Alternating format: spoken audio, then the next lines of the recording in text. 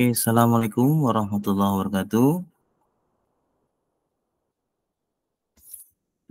Sambil menunggu yang lain, Warahmatullahi wabarakatuh. silakan di-share ke teman-temannya untuk linknya.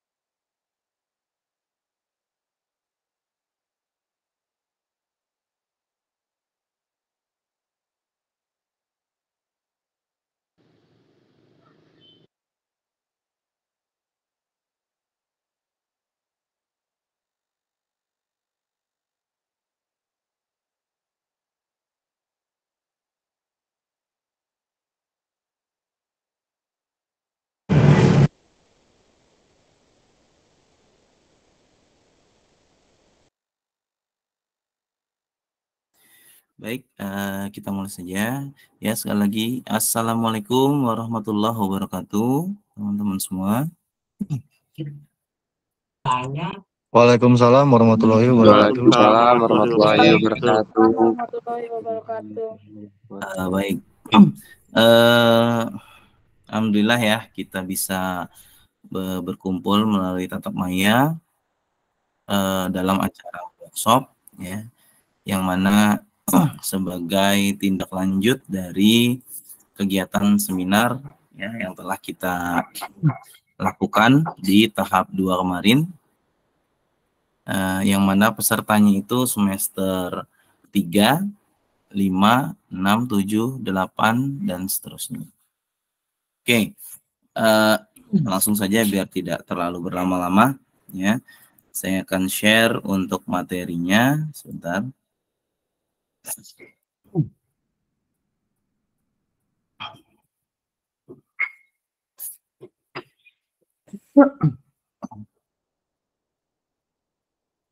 Oke, sudah kelihatan untuk materinya? Sudah, Pak. Oke, nanti teman-teman silakan simak dulu untuk pemaparannya. Kemudian nanti untuk selanjutnya ada pertanyaan, silahkan ya, jika ada pertanyaan atau ada yang perlu kita diskusikan bareng-bareng.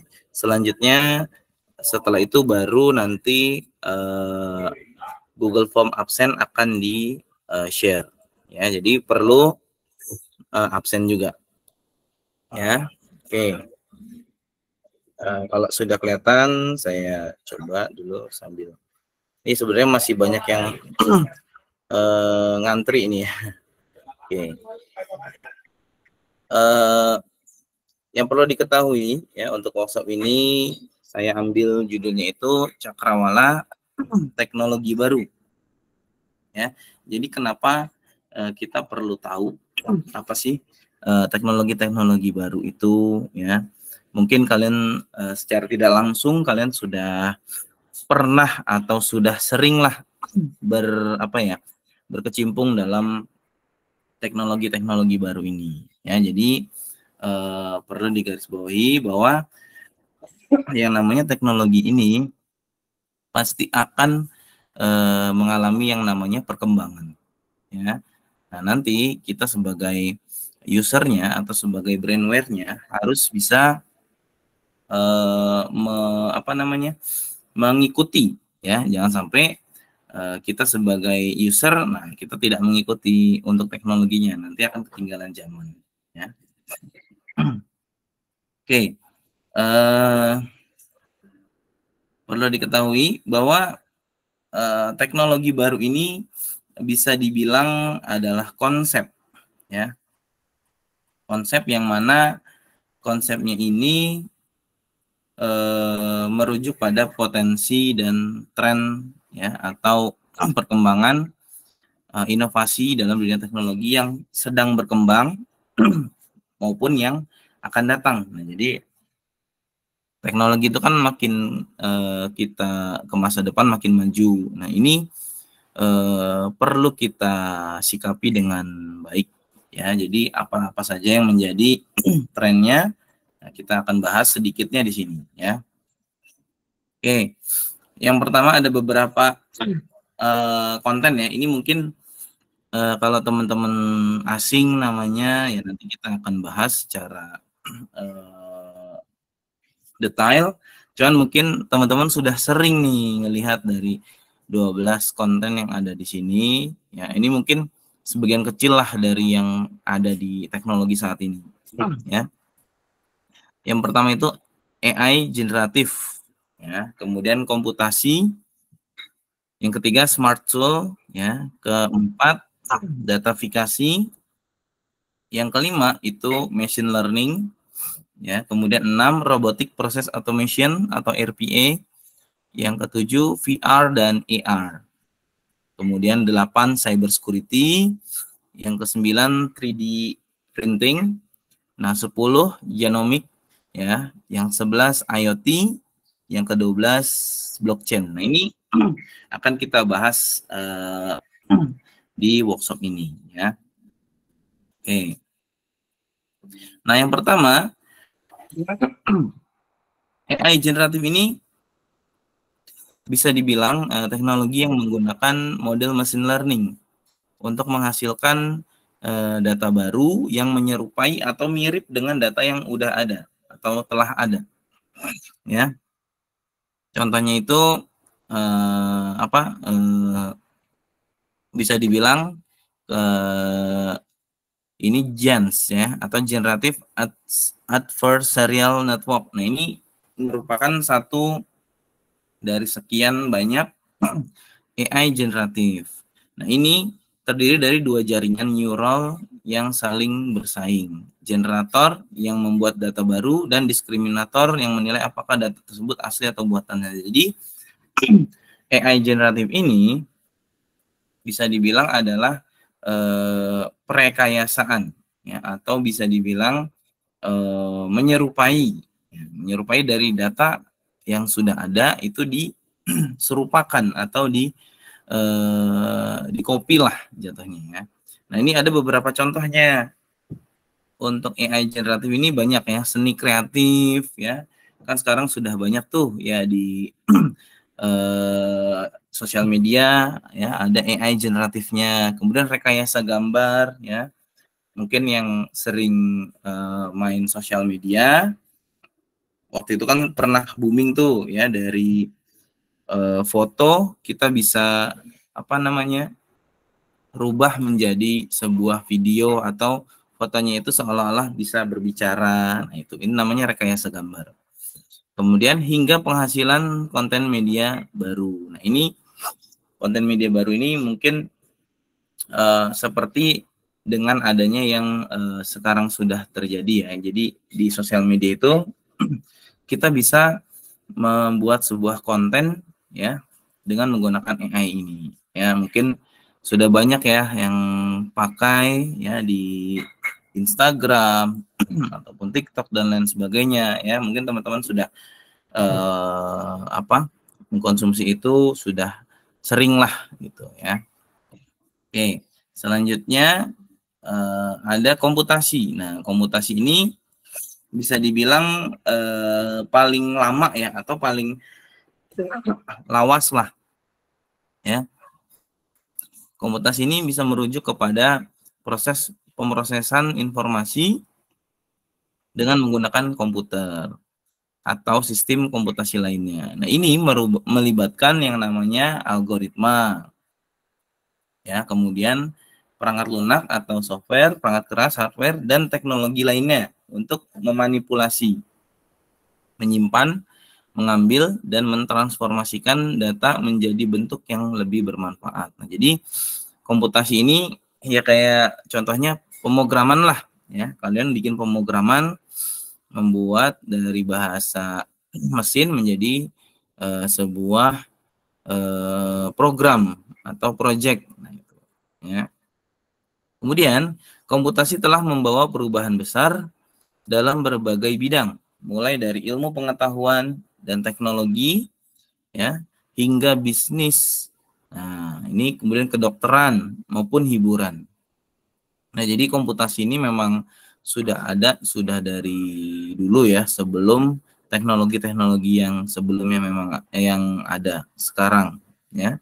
Kemudian terus terjadi inovasi dalam pengembangan teknologi komputasi yang memungkinkan peningkatan efisiensi, kecepatan, dan kemampuan analisis data. Nah, jadi dari komputasi yang lama ya atau komputasi yang sebelum adanya AI, sebelum adanya kecerdasan buatan itu sekarang semakin berkembang, semakin lebih cepat ya, baik dari segi efisiensi, kecepatan maupun kemampuan analisis datanya. Dia bisa menjadi lebih cepat ya. Oke, selanjutnya smart tools ya. Smart tools ini mungkin kalau kalian sering ya gunakan, nah ini ya, sering digunakan smart tool ini ya. Contoh kecilnya ya seperti smartphone ya. Nah, ini smart tools ini merujuk pada perangkatnya. Nah, perangkat atau sistem atau teknologi yang dilengkapi dengan kecerdasan buatannya atau kemampuan untuk mengotomatiskan tugas. Nah, jadi smart tool ya berarti alat pintar ya, bisa dibilang alat pintar. Kemudian selain mengotomatiskan tugas, ini dia juga bisa mengumpulkan maupun menganalisis data serta juga memberikan solusi yang cerdas atau personalisasi. Contohnya banyak ya. Di sini contohnya smartphone, nah yang kalian sering gunakan sehari-hari ya, bahkan nggak bisa terlewat tuh ya, semenit pun ya, smartphone. Kemudian ada smart assistant. Smart assistant itu bisa dibilang seperti kalian tahu Google Assistant atau misalkan ketika kalian klik atau kalian ucapkan oke Google, nah itu smart assistant kalian ya. Kemudian ada yang namanya smart analytic tool. Nah, smart analytic ini lebih kepada alat untuk menganalisa ya, baik itu di bidang industri ya ataupun perkembangan bisnis. Nah, jadi kalian bisa tahu nih dari smart analytic tools ini bisnis nanti ke depannya seperti apa sih? Ya, jadi bisnis kalian prediksinya seperti apa gitu. Nah, itu nanti bisa diketahui. Kemudian smart manufacturing tools. Nah, ini kalau manufacturing tool ini digunakan di bidang industri. Nah, bidang industri baik itu industri ringan maupun industri yang berat sekalipun ya, pabrik. Nah, itu ya, alat-alatnya menggunakan itu. Kan sekarang sudah menggunakan teknologi ya, tidak manual lagi. Kemudian yang terakhir contohnya smart tool itu adalah smart vehicle ya. Smart vehicle ini apa namanya, mau bisa dibilang kendaraan pintar lah, ya. Bisa dikatakan kendaraan pintar. Kalau sekarang mungkin contohnya itu seperti mobil ini ya, mobil apa tuh yang dibuat oleh Elon Musk, ya, itu mobil pintar, smart vehicle-nya, ya. Atau misalkan kendaraan-kendaraan yang memang ada indikator-indikator digital yang lebih baik gitu, ya. Kan sekarang sudah banyak ya. Nah, itu jadi bisa dibilang smart vehicle. Nah, selanjutnya di sini dibahas datafikasi. Nah, teknologi sebagus apapun ya itu perlu ada yang namanya datafikasi, ya.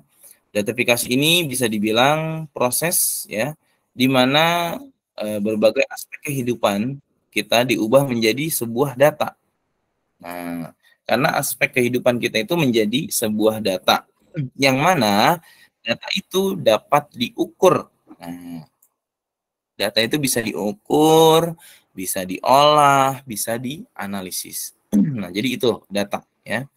Ini melibatkan pengumpulan, pemrosesan dan pemanfaatan data dari berbagai sumber untuk menghasilkan informasi yang berguna atau wawasan yang dapat digunakan untuk pengambilan keputusan. Nah, jadi dari data yang diolah, dianalisis tadi itu perlu adanya yang namanya pengambilan keputusan.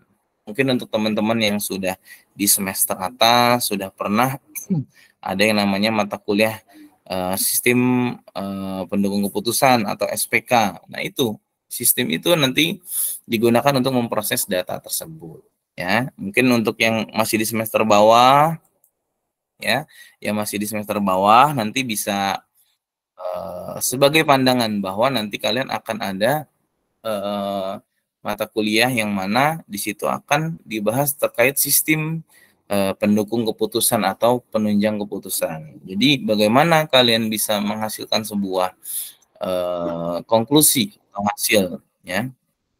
Itu tentunya harus didukung oleh sebuah sistem. Nah, contoh dari datafikasi, data personal, data bisnis, data sosial media, data kota, ya. Nah, ini data kota ini penting nih, dan data kesehatan. Data-data tersebut itu nanti pasti dapat diukur, diolah, dan dianalisis, ya. Karena data-data ini biasanya kebenarannya itu di atas 75% atau bisa dikatakan valid, ya. Oke, selanjutnya, nah ini yang sedang hits ya mungkin ya beberapa tahun belakangan, ada yang namanya machine learning. Nah, machine learning ini bisa dibilang cabang dari kecerdasan buatan, ya, yang memungkinkan komputer untuk belajar dari data tanpa diprogram secara eksplisit. Ini berfokus pada pengembangan sistem yang dapat belajar sendiri untuk mengidentifikasi pola dalam data dan membuat keputusan atau prediksi berdasarkan pola tersebut. Nah, jadi machine learning ini bisa dikategorikan smart ya, smart atau cerdas ya. Bisa dikatakan teknologi cerdas karena dari data yang sudah ada itu bisa diidentifikasikan, kemudian bisa disesuaikan ya. Bisa menjadi seperti apa nih keputusannya gitu ya. Contohnya pengenalan wajah dan suara ya dalam sebuah aplikasi, misalkan kalian verifikasi retina ya mungkin ya kalau handphone, atau verifikasi wajah ya ataupun suara ya. Kadang kan ada aplikasi ya atau alat kita berbicara apa nih, nah dia bisa menangkap ya suara kita.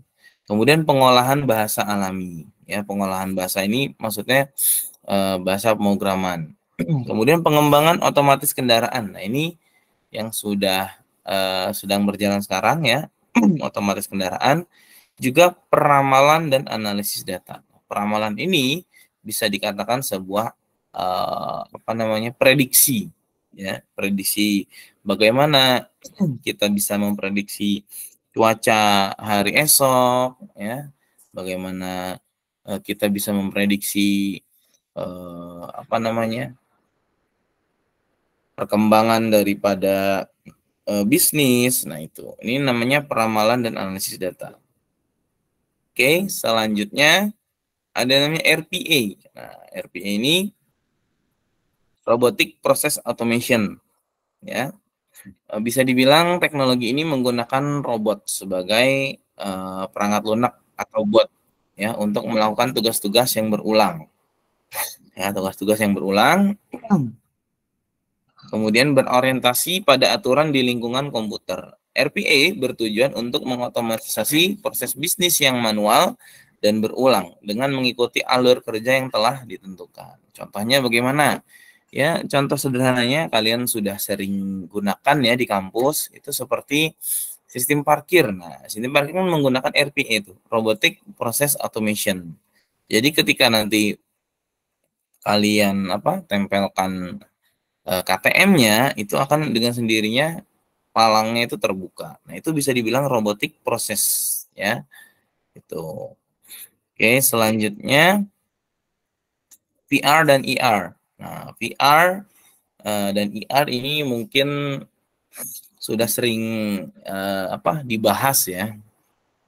VR itu bisa dibilang virtual reality-nya, ya. Ini menciptakan lingkungan sepenuhnya baru yang terpisah dari dunia nyata dengan menggunakan perangkat khusus, ya, headset ataupun kalau dalam VR tuh ada kacamata VR-nya, ya, gitu. Nah, itu ada. Nah, pengguna ini benar-benar masuk ke dalam lingkungan secara digital, ya, atau simulasi. Nah, VR ini biasanya digunakan untuk gaming, simulasi banyak ya, pelatihan-pelatihan, kemudian digunakan juga untuk bidang medis dan pendidikan. Nah, jadi kalau kalian pernah lihat VR itu misalkan seperti gaming, ya, gaming, tapi kita di situ tuh secara digital masuk ke dalam dunia gaming tersebut, ya. Kemudian yang selanjutnya ER atau augmented reality. Ya, augmented reality ini bisa dibilang berbeda dengan VR. Ya, kalau augmented reality itu dia menambahkan elemen digital ke dalam dunia nyata. Kalau VR tadi kan dunianya digitalnya, kita masuk ke dalam dunia yang digital. Tapi kalau ER kita memasukkan atau menambahkan elemen digital ke dalam dunia nyata. Contohnya di sini menggunakan kacamata IR, aplikasi ponsel pintar atau smartphone atau perangkat lainnya. Contohnya adalah aplikasi game yang beberapa tahun lalu itu hits ya, Pokemon Go. Nah, ini kan dari keadaan yang kita scan ya, misalkan kita menyeken dalam sebuah lingkungan kampus, oh ternyata di situ ada Pokemonnya. Nah, itu Pokemon itu adalah elemen digital atau tambahan. Ya. Kemudian IR juga digunakan dalam perbaikan produk. Nah, ini juga penting ya, pelatihan arsitektur. Nah, karena dia untuk digunakan arsitek. Selanjutnya dan pengalaman konsumen lainnya. Nah, jadi VR dan IR itu merupakan dua hal yang berbeda. Ya, kalau VR itu berarti kita sepenuhnya masuk ke dalam dunia yang digital, tapi kalau IR menambahkan elemen digital ke dalam dunia nyata kita. Ya, oke. Lanjut. Selanjutnya ada cyber security. Nah, cyber security ini mungkin sudah banyak digunakan juga, ya, mengacu pada serangkaian praktek, ya, teknologi dan proses yang dirancang untuk melindungi sistem komputer, jaringan, perangkat, dan data dari ancaman digital. Ini menjadi semakin penting seiring dengan pertumbuhan teknologi informasi dan ketergantungan kita pada komputer dan internet. Jadi, penggunaan komputer dan internet itu trafficnya nggak serta-merta aman terus ya. Ketika kita browsing, kita menggunakan apa namanya sosial media, pasti di situ akan ada peretasan ya. Makanya pentingnya sebuah cyber security dalam sebuah penggunaan apa namanya teknologi ya, komputer maupun internet ya. Jadi keamanan ini keamanan cyber. Jadi sudah terorganisir. Nah, ini kita harus pelajari benar-benar ya. Jadi tidak hanya berhubungan dengan yang namanya perangkat saja, tapi juga berhubungan dengan yang namanya keamanan jaringan, keamanan servernya, kemudian keamanan daripada perangkat kerasnya atau hardware-nya maupun keamanan daripada software-nya maupun perangkat lunaknya. Jadi cyber security ini bisa dibilang sangat menarik ya. Oke, selanjutnya 3D printing. Nah, mungkin kalian nggak asing ya. 3D printing itu bisa dibilang proses pembuatan objek 3 dimensi dari model digital dengan menambahkan material secara lapis demi lapis. Proses ini sering disebut juga sebagai manufaktur aditif ya.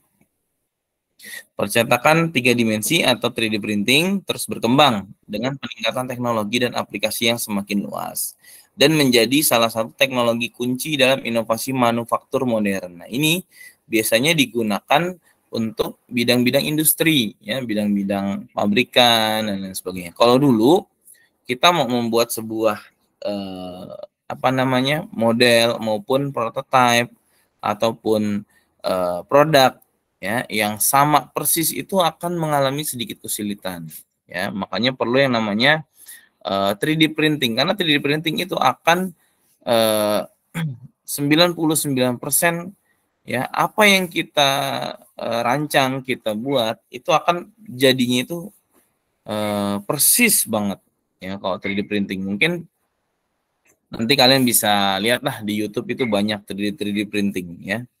Nah, ini pada tahun 2010 itu belum ada. Nah, saya waktu itu pernah kepikiran terkait 3D printing. Wah, nanti mungkin akan seru ya kalau kita bisa apa namanya mewujudkan ya atau mengeprint lah jatuhnya ya, mengeprint sebuah objek yang 3 dimensi. Nah, ternyata sekarang sudah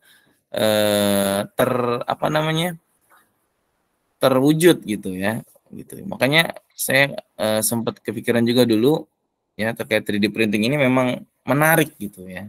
Dulu pernah gitu saya berpikir akan seru nih kalau nanti di masa depan tuh kita bisa mewujudkan atau mengeprint produk-produk yang memang kita buat secara 3D ya. Kalau softwarenya kan 3D sudah banyak, cuma tinggal bagaimana cara mencetaknya gitu.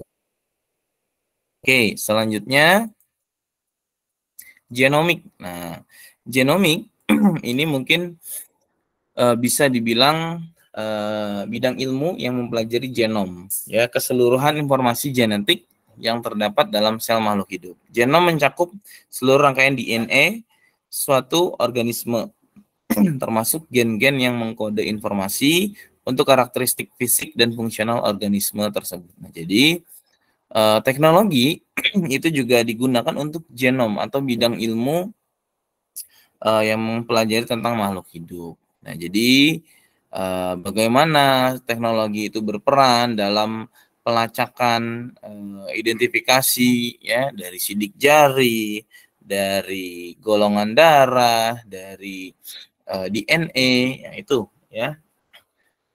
Karena penelitian dalam genomik ini telah membawa terobosan besar dalam pemahaman kita tentang kehidupan dan kesehatan. Ini membuka pintu bagi pengobatan yang lebih disesuaikan, pemahaman lebih dalam tentang keragaman genetik, dan kemungkinan solusi medis yang lebih efektif. Jadi dengan adanya genomik ini, ya kita bisa apa namanya mengandalkan teknologi untuk bisa dibilang membantu perkembangan medisnya seperti apa ya. Kalau dulu mungkin masih banyak obat-obat yang belum kita bisa buat, ya. Kemudian masih banyak penyakit-penyakit yang memang belum ada obatnya. Nah, kalau sekarang dengan adanya teknologi itu bisa, ya, bisa kita buatkan apa namanya obatnya atau antidotnya. Ya. Jadi ini berperan teknologi ini dalam sebuah genomik seperti itu, ya. Oke. Selanjutnya yang paling sering digunakan nih ya, IoT atau Internet of Things. Nah, Internet of Things ini bisa dibilang jaringan perangkat fisik yang terhubung ke internet. Jadi semuanya itu menggunakan internet. Memungkinkan perangkat ini untuk saling berkomunikasi dan bertukar data. Untuk IoT ini melibatkan penggunaan sensor tentunya ya.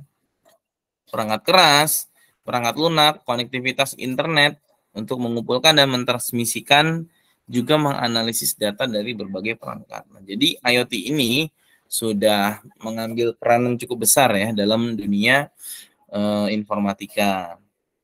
Tapi memang poin pentingnya untuk IoT ini adalah internet. Nah, jadi internet menjadi sebuah landasan betapa IoT ini bisa berjalan nggak sih gitu. Kalau nggak ada internet ya udah berarti nggak ada IoT gitu. Contohnya ketika kalian mungkin pernah tahu ada yang namanya dalam smartphone itu kalian bisa menyalakan apa namanya AC ya, menyalakan TV, menyalakan apa namanya perangkat lain, nah itu atau menyalakan lampu sekaligus, nah itu bisa ya menggunakan Internet of Things. Nah, nanti dicari saja ya banyak ya penggunaannya banyak untuk Internet of Things. Oke, selanjutnya blockchain. Nah ini yang sangat menarik nih terkait blockchain. Blockchain ini belakangan menjadi teknologi yang sering digunakan ya karena berkaitan dengan proses bisnis, proses manufaktur, ya proses bidang pengembangan, nah itu ya teknologi yang memungkinkan penyimpanan data secara terdesentralisasi dan transparan. Ya, jadi kita bisa menyimpan data dari manapun ya atau bisa mengakses dari mana saja. Ini adalah jenis basis data yang terdiri dari serangkaian blok yang saling terkait dan terautentikasi menggunakan kriptografi. Nah, jadi teman-teman bisa mengakses berbagai macam teknologi atau berbagai macam data ya. Tentunya dalam mengakses itu pasti akan ada kriptografinya atau misalkan seperti penggunaan-penggunaan barcode ya, penggunaan-penggunaan QR code. Nah, itu bisa dibilang merupakan pengembangan daripada blockchain ini tadi ya, karena di situ akan ada kriptografinya ya, bagaimana mengubah atau mengamankan sebuah data itu menggunakan kriptografi. Nah, di sini ada beberapa contohnya aplikasi luasnya. Blockchain itu pertama kali dikenal sebagai teknologi di balik mata uang kripto seperti Bitcoin. Mungkin udah pernah sering dengar ya Bitcoin. Karena di situ kita bisa mengakses ya, kemudian bisa mengumpulkan ya uang di situ. Kemudian nanti uangnya bisa kita withdraw atau kita cairkan. Kemudian sekarang aplikasinya itu lebih luas, nggak hanya dalam bentuk uang kripto saja, tapi banyak ya sistem pembayaran, kemudian menyelesaikan transaksi. Mungkin kalau ada yang pernah tahu itu ada aplikasi payment, nah itu ya aplikasi pembayaran ya seperti Flip dan lain-lain, Dana dan lain-lain itu menggunakan blockchain ini tadi. Ya.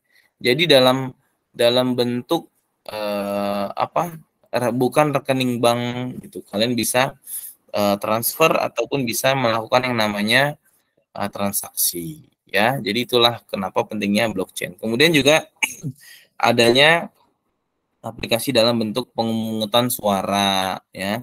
Kemudian kesehatan dan masih banyak lagi, ya. Oke, itu blockchain. Oke. Sudah 12 tadi ya. Kemudian closing statement-nya adalah ya, cakrawala teknologi baru ini membawa berbagai macam peluang dan tantangan. Ya, mereka mengubah cara kita berinteraksi dengan dunia.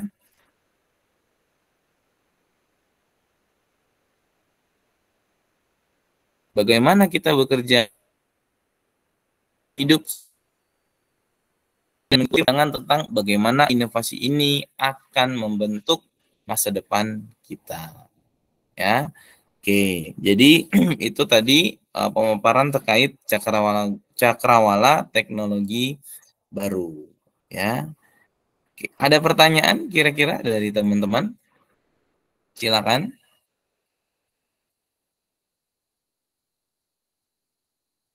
Bisa langsung bertanya atau mau angkat tangan dulu, ya silakan. Karena ini workshop ini saya rekam, nantinya akan saya upload di YouTube, ya. Harapannya nanti bisa dinikmati oleh teman-teman yang belum berkesempatan ikut workshopnya. Silakan, ada yang mau ditanyakan nggak atau mau didiskusikan?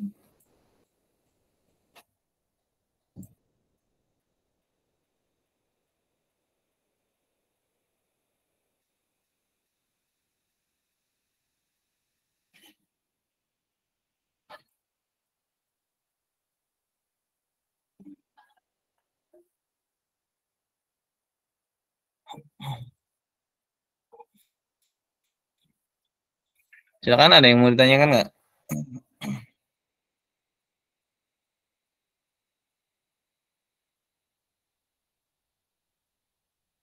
Ya, silakan Saputra. Langsung bertanya saja, nggak apa-apa. Jadi ini Pak, Ya, di augmented reality itu kan kita menambahkan elemen ke dunia virtual. betul. Nah, contohnya itu kayak seperti apa? Di IR ya, yang IR ya. Iya, IR. Nah, IR itu contohnya ya tadi seperti aplikasi game yang Pokemon Go itu, ya. Di situ kan kita biasanya kita akan buka apa namanya, ketika mungkin teman-teman ada yang pernah main nggak nih? Jadi ketika kita ke suatu tempat, di situ kita akan scan tempatnya itu, ya. Kita scan. Nah, ada Pokemonnya nggak di situ? Nah, Pokemonnya ini dalam bentuk digital. Jadi dimasukkan dalam bentuk digital, digabungkan dengan dunia yang nyata atau gambar yang tertangkap di kamera, gitu. Ya, Oh, berarti yang ditambahkan elemennya itu kayak seperti semacam Pokemon gitu Pak, atau gimana? betul. Iya, betul. Jadi ininya apa objeknya, ya. Atau ada yang pernah gini, ada yang pernah tahu aplikasi untuk apa namanya, media pembelajaran terkait huruf hijaiyah. Nah, itu ketika kalian scan itu hurufnya, dia nimbul tuh menjadi sebuah bentuk digital atau bentuk apa ya namanya, bentuk hologram. Nah, hologram tersebut itu bisa dikatakan yang namanya augmented reality, ya. Nah, ini bisa kalian gunakan nih untuk nanti tugas akhir, ya. Kalian bisa gunakan IR ini, ya, ke dalam bentuk tugas akhir. Jadi alangkah sangat apa namanya, berkembangnya, ya, gitu. Jadi seperti itu, Saputra. Mungkin ada aplikasi lain, ya, yang mirip-mirip seperti IR itu mungkin digunakan dalam bentuk maintenance industri, ya, mungkin, ya. Jadi ketika nanti ada sebuah permasalahan, di-scan tuh di handphonenya atau di perangkatnya. Oh, ternyata ada masalah ini, masalah ini. Nah, itu bisa ada pencegahannya ataupun cara memperbaikinya, gitu. Paling kayak gitu ya, Saputra. Baik Pak, terima kasih. Ya, ada lagi yang lain? Silakan yang lain yang masih bingung, ya. Karena kebanyakan kan mungkin kalian belum paham gitu ya. Sebenarnya sehari-hari sudah pakai ini, cuman nggak tahu dia ini teknologi apa sih gitu, ya. Silakan, ada yang bertanya atau mau bertanya di kolom chat, silahkan.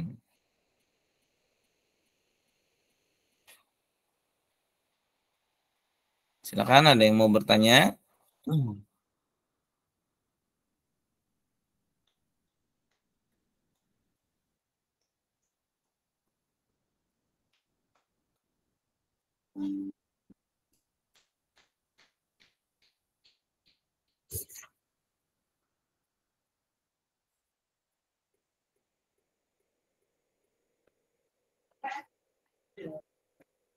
Yang mau bertanya di kolom chat, silahkan ya. Ataupun masih bingung apa sih AI itu apa sih? Gitu, ya. Apa sih blockchain itu? Nanti kita akan bahas ya.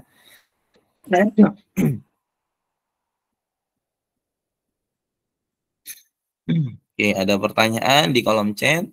Dalam dunia modern, bagaimana meningkatkan keamanan dalam dunia maya, terutama dalam pembahasan blockchain? Sasa, ada Sasa ya. Oke, jadi dalam sebuah keamanan dunia maya, itu biasanya blockchain itu ada sistem yang namanya kriptografi ya, Sasa dan yang lainnya. Nah, kriptografi ini merubah ya, merubah apa namanya, bisa dibilang tampilannya itu dirubah dari plain text ya. Plain text itu misalkan kalian menulis sebuah tulisan. Nah, tulisan itu nanti akan dikriptografikan, akan diganti menjadi yang namanya ciphertext ya. Nah, dari ciphertext ini akan diterima mesin. Nah, jadi ketika nanti ada seseorang yang akan meretas mesin, nah dia nggak akan bisa karena harus memecahkan dulu yang namanya kriptografinya. Baru kemudian nanti ketika pesan itu sudah masuk ke dalam yang menerima pesan itu nanti dirubah lagi menjadi plain text ya. Nah, ini sudah pernah dibahas di mata kuliah komunikasi data kalau nggak salah di semester 2 ya mungkin ya. Ini pernah dibahas kriptografi ya, betapa sekarang menggunakan kriptografi itu sangat mudah gitu. Kemudian untuk membantu pengamanannya dengan cara menggunakan double factor security gitu. Kalau kalian menggunakan Instagram mungkin ya, mungkin banyak yang menggunakan Instagram ya, atau memang semuanya punya nih. Nah, semuanya punya Instagram. Biasanya dalam Instagram itu ketika kalian mau masuk di situ menggunakan yang namanya 2 langkah keamanan atau two factor password dan lain-lain. Nah, itu menggunakan kriptografi juga ya. Kadang menggunakan angka-angka yang memang itu bisa dikriptografikan. Jadi seperti itu ya. Ya, jadi seperti itu Sasa dan yang lain. Selanjutnya ada pertanyaan lagi dari Oxivianes. Bagaimana pengaruh VR terhadap dunia pendidikan dan pembelajaran jarak jauh? Oke, mungkin bisa dibilang VR ini sangat berpengaruh dalam bidang pendidikan ya, terutama dalam pembelajaran jarak jauh. Karena kadang kita, makanya kita pada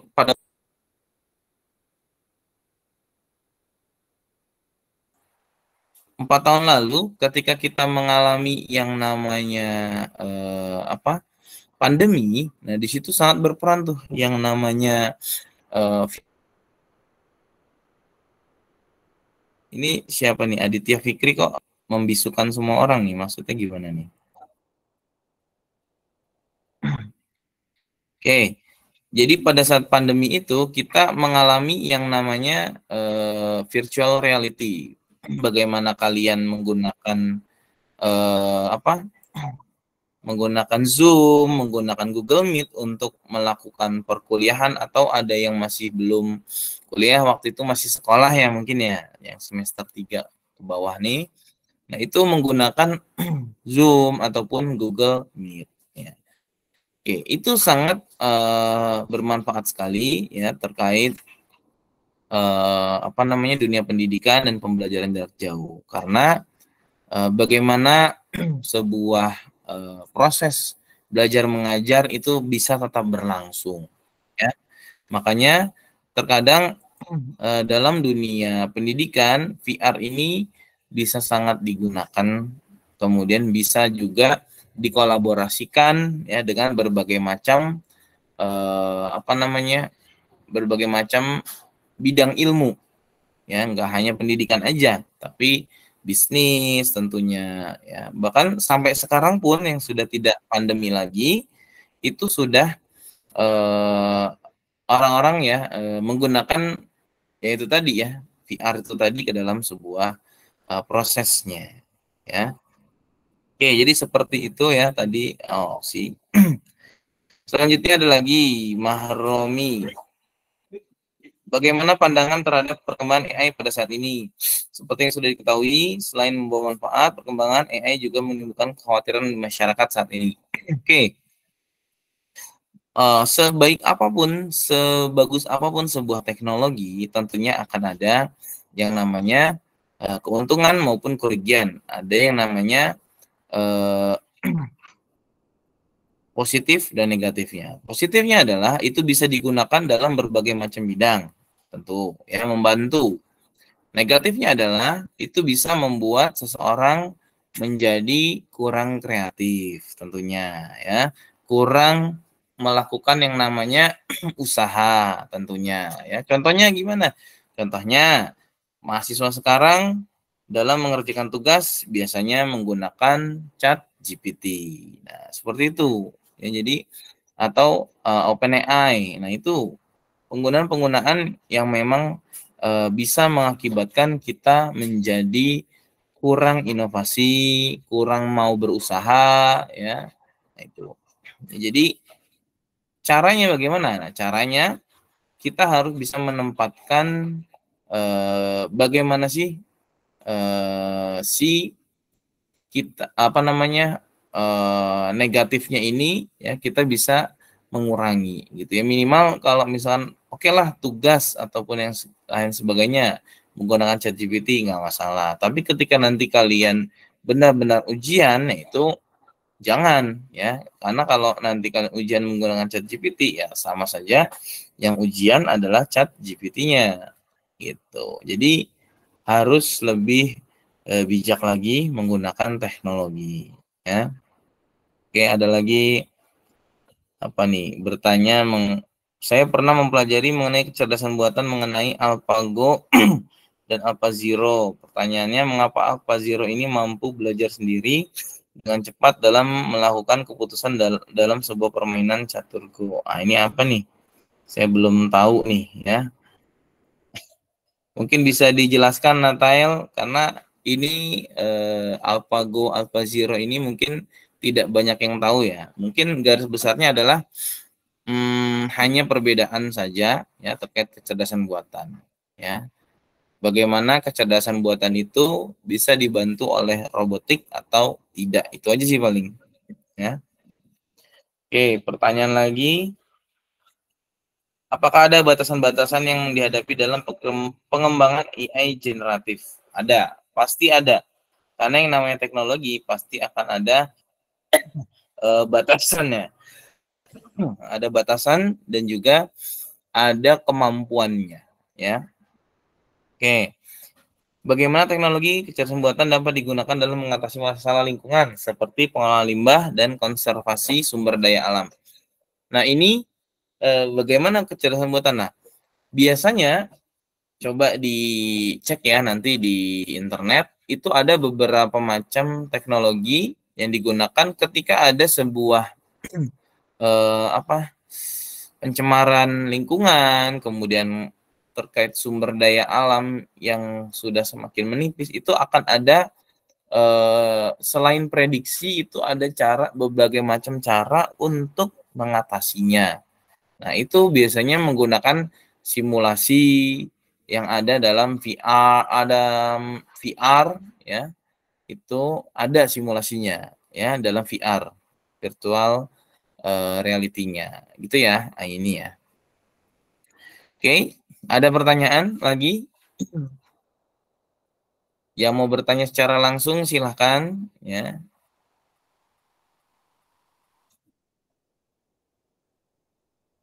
Apa nih, Taufikur Rahman.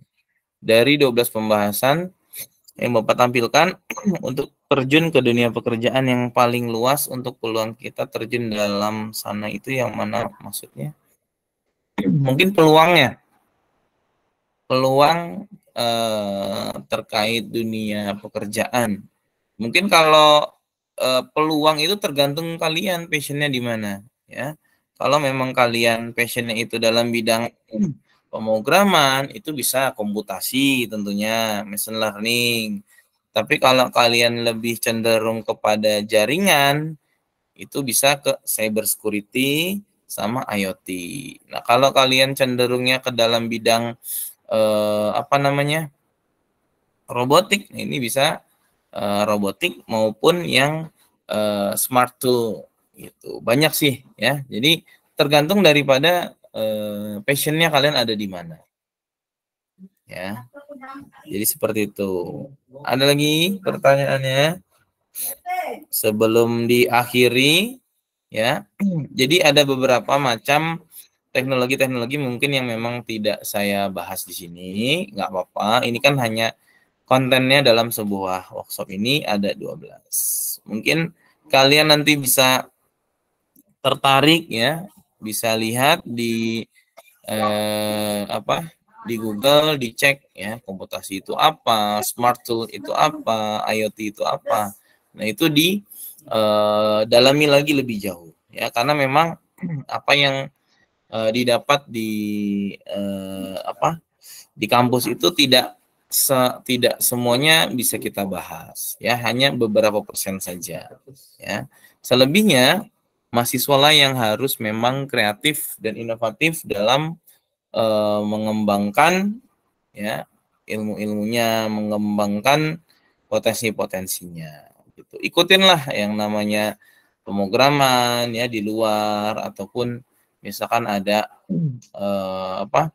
seminar-seminar terkait teknologi. Nah, itu ikutin ya, jangan malas-malas. Karena kalau kita punya pengetahuan yang luas, wawasan yang luas, nanti kita bisa lebih berkembang lagi dibandingkan teman-teman yang memang malas untuk mencari informasi, teman-teman yang memang malas untuk mengembangkan potensi-potensinya. Karena pada dasarnya setiap manusia itu dikaruniai kecerdasan. Ya, hanya tinggal bagaimana kita mengelolanya. Kita mengelolanya bagaimana, kemudian kita memanfaatkannya seperti apa, gitu ya. Oke, mungkin itu ya terkait pemaparan, juga mungkin tanya jawabnya. Selanjutnya saya akan share absennya untuk Google Form-nya. Silahkan diisi di kolom ini ya, kolom pesan ya. Silakan. Mungkin sebelum sambil cek absennya, ada yang mau bertanya lagi silakan. Atau ada yang mau menambahkan, ada yang mau, Pak, saya nggak setuju nih Pak, silakan aja. Ya, kita diskusi, kita sharing, kita sharing pengalaman. Ya, kalau kalian punya pengalaman yang lebih bagus, nggak apa-apa. Gitu.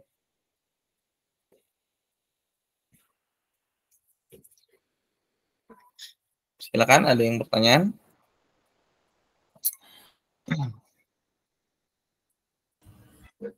Pak, izin bertanya, Pak. Ya, silakan, Taufik. Misalkan kita mau mengimplementasikan dari salah satunya gitu kan. Apakah itu kita harus menggunakan teknologi yang paling terbaru, atau kita masih bisa menggunakan teknologi yang lama untuk menghasilkan teknologi baru? Makasih, Pak. Oke. Maksudnya teknologi lama dan teknologi baru ini apa, Taufik? Bisa Misalkan kita kan dikasih contohnya? mau membuat AI gitu kan, AI untuk dalam kegiatan misalkan kerjaan, misalkan kita kan kerjaannya membutuhkan AI. Nah, perangkat yang kita gunakan itu termasuk misalkan termasuk lawas gitu, Pak. Nah, apakah kita harus mengganti alat kita untuk yang membuat AI-nya itu menggunakan teknologi yang baru, ataukah kita hanya harus apa maksudnya? Apa cukup dengan menggunakan teknologi yang kita punya saja gitu? Contohnya gini deh. Contohnya mungkin seperti gini. Kita mau membuat sebuah bahasa pemrograman, tapi laptop kita laptop lawas gitu maksudnya ya. Mungkin seperti itu ya. Iya, seperti itu, Pak. Ya. Oke. Untuk menggunakan AI, AI itu kan punya spesifikasi ya biasanya. Nah, spesifikasinya itu ya minimal requirement-nya apa. Nah, kita perlu lihat dulu. Kalau dia membutuhkan grafis yang cukup, berarti menggunakan GPU atau VGA-nya itu yang memadai. Jangan sampai di situ membutuhkan grafis yang bagus, tapi VGA kita atau virtual grafiknya kurang bagus gitu. Nah, itu tidak akan mendukung. Nah, yang terjadi apa? Nanti tidak bisa support untuk AI-nya gitu. Jadi memang perkembangan teknologi itu dibarengin ya atau dibersamai dengan perkembangan perangkatnya ya, device-nya gitu. Jadi topik ya. Jadi kadang kalau misalkan kita mikir, wah nggak bisa nih kita menggunakan teknologi yang baru tapi dengan perangkat yang lawas gitu, karena memang tidak kompatibel biasanya ya. Tapi kalau memang ternyata masih kompatibel, nah biasanya itu akan lambat atau akan bisa dibilang kalau anak sekarang tuh bilangnya ini apa namanya, kentang lah ya, laptopnya kentang atau HP-nya kentang, karena memang ketika proses itu sedang berjalan dia tidak cepat. Nah, gitu. Ya, jadi seperti itu. Ya, mungkin kayak gitu Taufik ya. Ya, Pak. Terima kasih, Pak, atas jawabannya, Pak. Oke. Nah, ini ada pertanyaan lagi nih. Bagaimana keamanan informasi dijaga dalam lingkungan yang didominasi oleh IoT? Oke, keamanan informasi itu pasti punya pengamanannya tersendiri ya. Makanya di situ ada yang namanya cyber security ya, IRL. Jadi ada yang namanya cyber security itu dia membantu keamanan yang mana nanti berperan untuk penggunaan IoT juga. Gitu ya. Oke. Ini siapa nih yang angkat tangan nih? Mau tanya, silakan langsung. Reza, yang angkat tangan nih.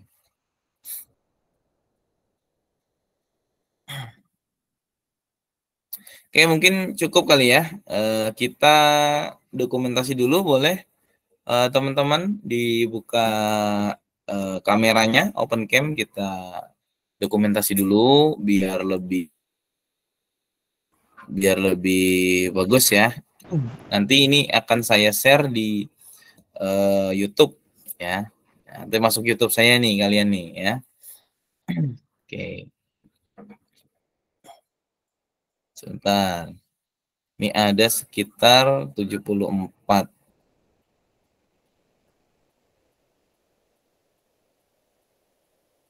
Nah, ini yang buka kameranya masuk ke ini nih ya. Nanti masuk YouTube nih. Oke. Oke, sudah siap semua? Oke. 1, 2, 3. Oke, lagi ya. Sebentar. Saya ambil gambar lagi. Oke, 1, 2, 3. Oke. Oke, mungkin itu saja ya untuk workshopnya di hari Minggu yang produktif ini ya. Semoga semua sehat-sehat ya. Kemudian mungkin banyak ya yang di sini kelas ya, kelas atau yang saya ampu ya. Nanti kita akan kalau ada pertanyaan lagi boleh ditanyakan di kelas, cuman kan sepertinya minggu depan sudah UAS ya. Jadi selamat menempuh minggu UAS ya. Mulai besok dikerjakan dengan baik ya, kerjakan dengan serius ya. Kemudian apa yang menjadi yang disampaikan oleh para dosen semoga bisa menjadi pengetahuan untuk kalian ya, bermanfaat untuk hidup kalian tentunya ya, apalagi yang memang berhubungan sama dunia, entah itu penelitian, pembelajaran maupun yang lain ya. Mungkin dari saya itu saja, selebihnya jika ada pertanyaan ataupun mau bertanya, silakan ditanyakan di grup yang sudah saya buat, karena grup tersebut itu seterusnya akan menjadi grup workshop. Jadi silahkan saja di-share ke teman-temannya. Nanti kalau habis seminar kita akan adakan di situ. Jadi grupnya cuma itu ya. Nah, itu tujuannya apa? Biar ilmunya itu biar berkelanjutan ya, biar lebih bagus lagi. Oke, mungkin dari saya itu saja. Terima kasih atas kehadirannya teman-teman semua. Selamat melakukan liburan ya, walaupun cuma 1 hari ya, hari Minggu. Kurang lebihnya mohon maaf. Wabillahi taufiq wal hidayah. Wassalamualaikum warahmatullahi wabarakatuh. Waalaikumsalam. Waalaikumsalam warahmatullahi wabarakatuh.